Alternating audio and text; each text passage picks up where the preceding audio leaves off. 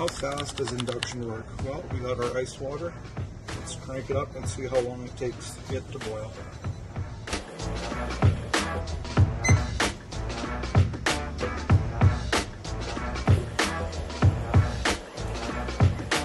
Already starting to get a few bubbles.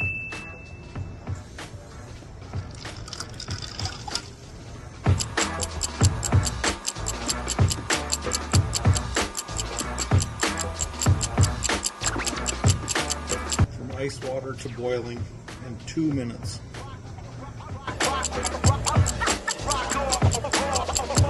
Induction is the fastest way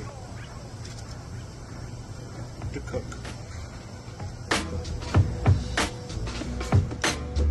Okay, this water's still a bit warm from before, so we'll do the same. We're gonna add ice. Reset our timer. Crank this on to high. See how long it takes for this to boil now.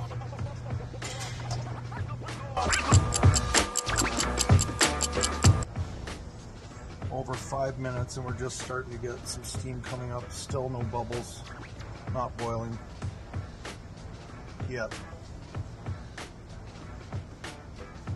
So hands down, induction is the way to go. Nice.